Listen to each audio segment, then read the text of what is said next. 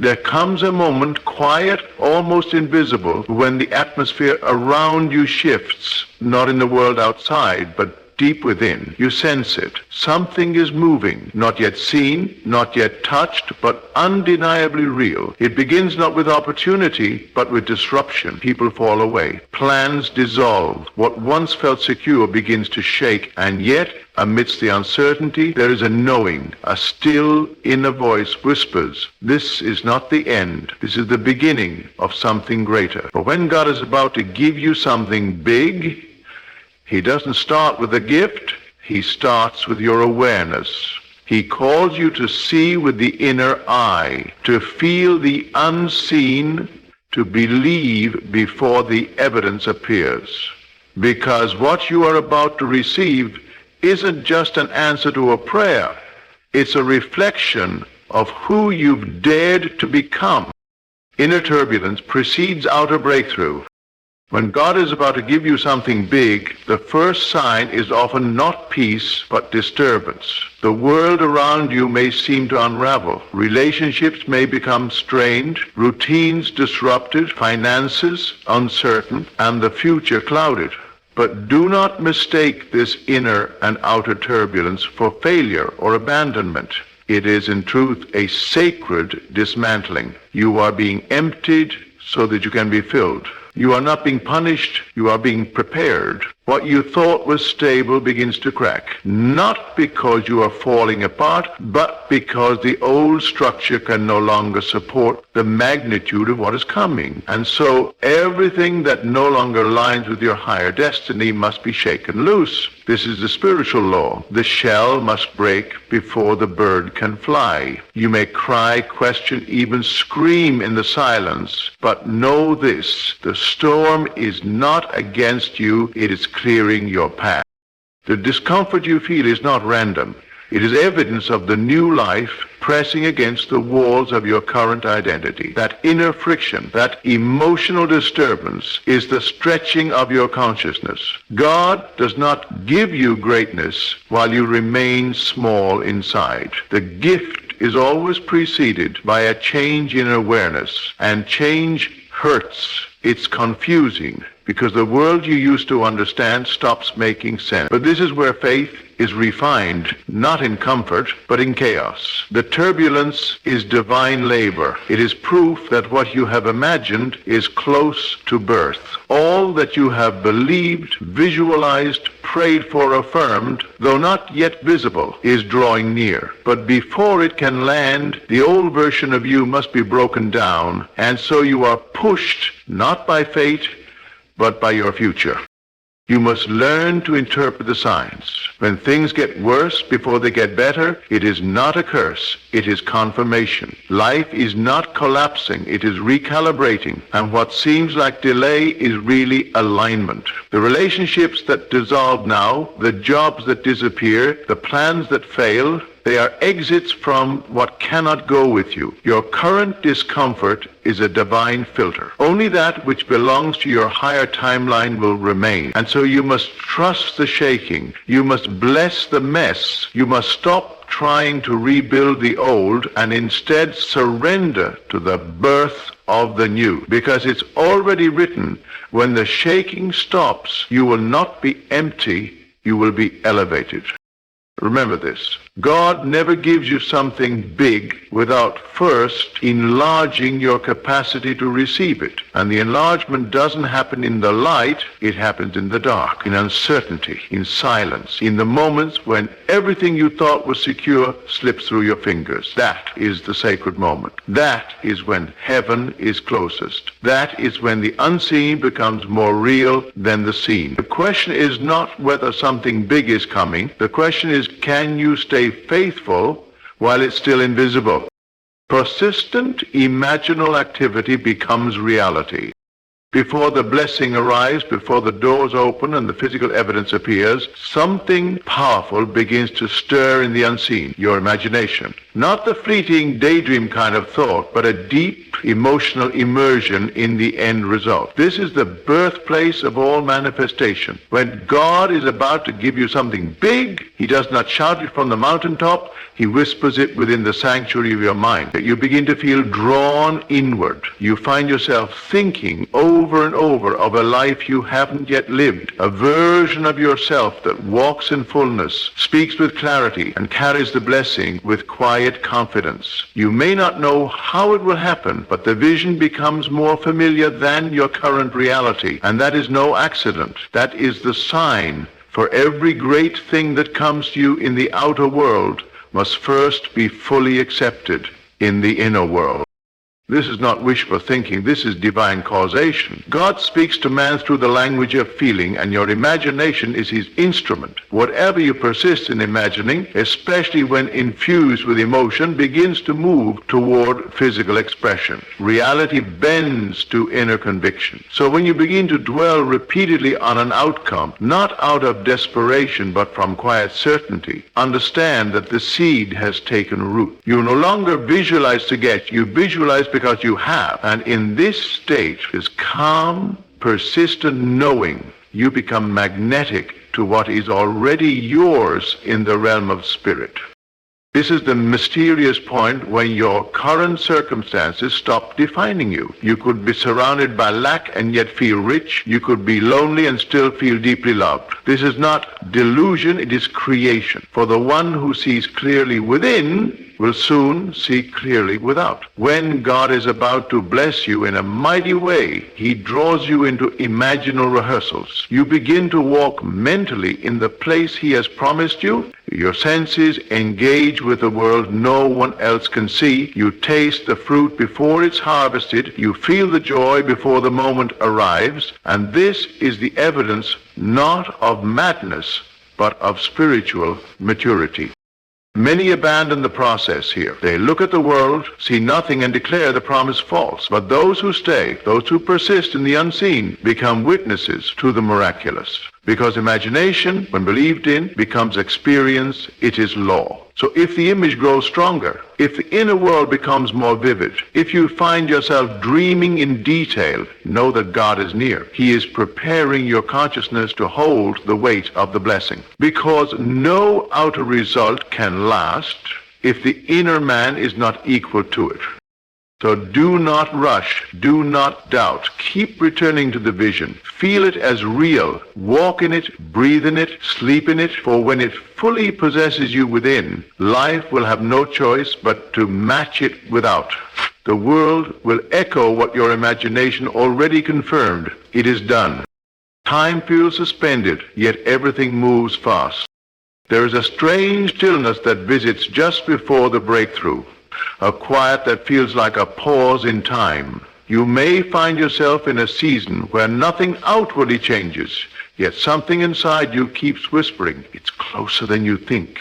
This is the paradox of divine timing, when everything in your physical world appears still, yet in the invisible all things are rapidly aligning. It is as if heaven holds its breath, and though you cannot see the movement, you feel it. Time seems suspended. Days blur into each other. Your routines may continue. Your responsibilities may stay the same. But something in your awareness is no longer tethered to the past or bound by logic. You are in the middle of a spiritual acceleration where the visible remains static, but the invisible is racing toward fulfillment.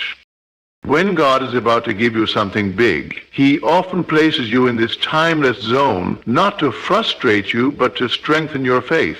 You are being trained to trust without evidence, to believe without confirmation, to walk forward without sight. This is the divine delay, and it is sacred, because in this space your natural mind is silenced long enough for the spiritual mind to take over. You are no longer driven by effort.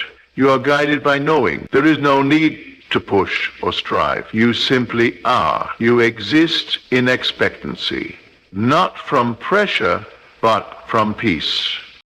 Yet while time may feel slow, the shift is happening fast. Opportunities are being orchestrated. People are being moved.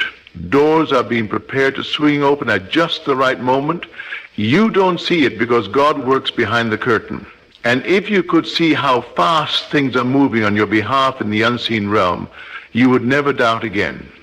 What feels like waiting is actually preparation for perfect alignment. You are not stuck, you are being positioned. Just as a seed germinates in silence beneath the soil, your manifestation is growing roots where eyes cannot see. You'll notice something else during this period, a deepening sense of detachment, not apathy, but peace. You stop grasping, you stop asking when, and start affirming it is done. That shift in inner posture marks the moment everything begins to move. And when it finally appears, when the breakthrough arrives, it will feel sudden to everyone else, but not to you, because you've already lived it in your imagination. You've already made peace with the promise, and so the manifestation feels natural, even inevitable. So do not panic in the stillness. Do not mistake silence for absence. The waiting room of destiny is not empty. It is sacred ground. The silence before the blessing is where God tunes your frequency to match what you've asked for. It is not a pause. It is a setup, because when the appointed time comes, what seems slow will unfold in a moment. And what took years to imagine will take only days to appear. For the one who trusts divine timing, everything moves fast, right on time. Old patterns resist, then release.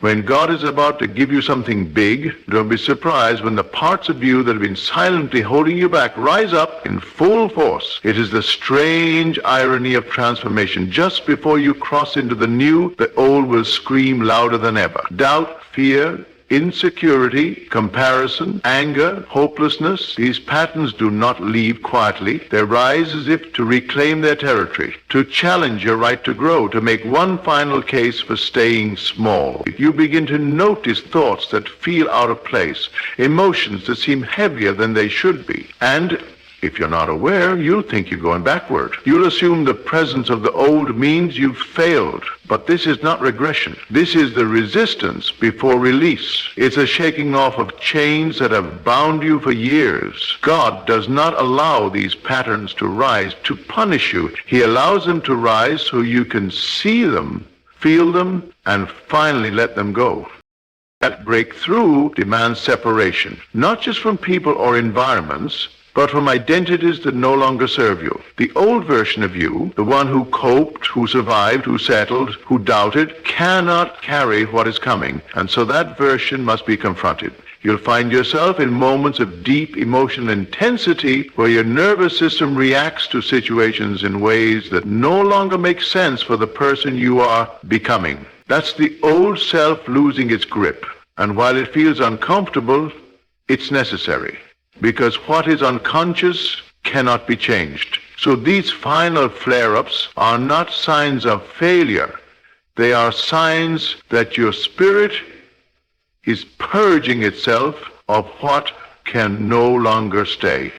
It is here in this sacred confrontation that many turn back. They interpret the pressure as a warning, not realizing it's actually a threshold. And the threshold is always guarded. The guardian is not external, it is internal. It is your own fear of expansion, your own resistance to unfamiliar joy. Because whether you realize it or not, part of you is still loyal to suffering, still loyal to lack, still loyal to what is predictable, even if it's painful. And when that part begins to die, it cries out.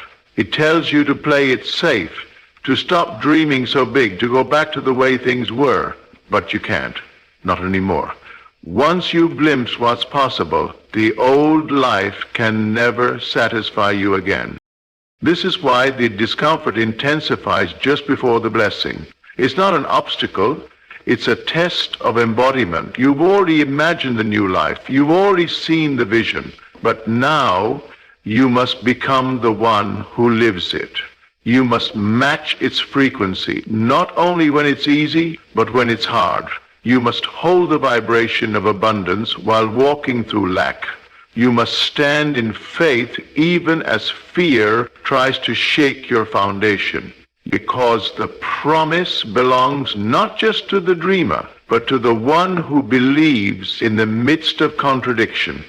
And here lies the beauty of divine timing. God doesn't just give you what you ask for, he makes you into someone who can sustain it. And that process of becoming will always involve shedding. You'll feel like you're losing pieces of yourself, but you're not losing what's real. You're losing what was never truly you, the lies, the limiting beliefs, the generational patterns, the scarcity mindset, the unworthiness. All of it must be confronted, felt, and finally released. It may look messy, it may feel chaotic, but this is the sacred undoing. The ego is being stripped not to destroy you, but to reveal your true self underneath. A self that was always worthy, always whole, always enough.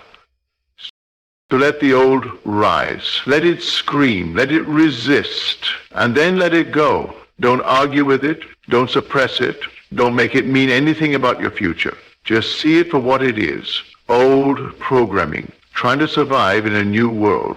But you're not that person anymore. You've stepped into a higher frequency, and everything that can't follow is simply falling away. This is deliverance, not defeat. It may feel like fire, but it's refining you, not consuming you. So don't fear the resistance. It's not the enemy.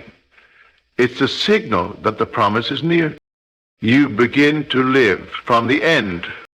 The clearest sign that God is about to give you something big is not in what you see happening around you, but in what begins to happen within you. Without warning, you start to feel a strange, unshakable calm. Not because circumstances have changed, but because you have. You begin to detach from the struggle, the desperation, the striving. You no longer feel the need to chase the thing you once begged for. You no longer look for proof in the outer world. Instead, a quiet certainty begins to take root. You walk differently. You think differently. You speak with the conviction of someone who already has. And that shift, subtle but undeniable, is the greatest evidence that the blessing is close. Because before God gives it to you in the physical, he trains you to dwell in it spiritually. You begin to live from the end. Living from the end is not pretending, it's not fake confidence or forced positivity, it's not ignoring reality, it's redefining it. It's the spiritual posture of someone who knows that their desire has already been fulfilled in the unseen, and that time is simply catching up. You no longer hope it will happen, you know it's already done. You begin to carry yourself in alignment with the version of you who already received it. You speak as they would speak, make choices as they would choose, and move with the stillness of someone who trusts the process. This is not arrogance. This is embodiment. And embodiment is the secret doorway through which miracles enter the visible world. At this stage, you no longer crave validation from others. You no longer need reassurance or signs or confirmation. Your faith has matured. You've crossed the line where nothing in the outer world can convince you otherwise. You feel it too deeply, and because you feel it so strongly within, you stop looking for it without. That is the ultimate spiritual paradox. Once you stop needing it, you become magnetic to it. You are no longer trying to manifest, you are the manifestation. The imagined state has fused with your identity. You no longer dream of the promise, you've already accepted it as real. And that inner acceptance forces the outer world to rearrange. Everything around you begins to subtly shift to reflect this new assumption. Conversations change, opportunities find you, obstacles dissolve or become irrelevant. People are drawn to you and don't even know why, but you know it's because you've moved into the frequency of your future. You've aligned with the answer before it arrives. You've stopped living in reaction and started living in revelation. You're not waiting for it to happen anymore. You're living as though it already did.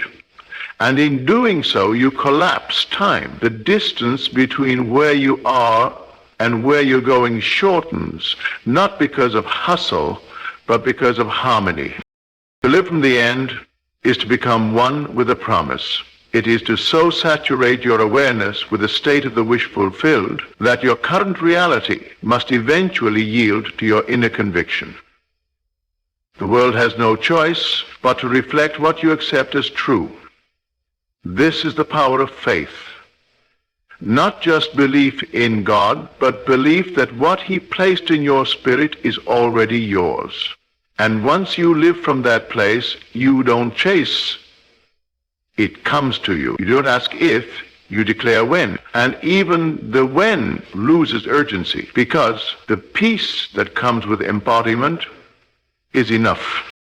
This is the moment God has been preparing you for, not just to receive the blessing, but to become the person who no longer doubts they deserve it. That's why the process took time. That's why you were stretched. That's why things didn't happen instantly, because what's coming is not fragile, it's not fleeting, it's lasting, weighty, divine, and it required a new version of you to carry it. Now that you've embodied that version, now that you entered the end, it's only a matter of time before the world catches up. So stand firm, stay faithful, keep living from the end, because when you finally receive what you've been preparing for, it won't feel foreign. It will feel familiar. It will feel natural. It will feel like home, because long before it arrived in your hand, you carried it in your spirit. And that is how the unseen becomes seen. That is how God gives something big, not just to your life, but through your becoming.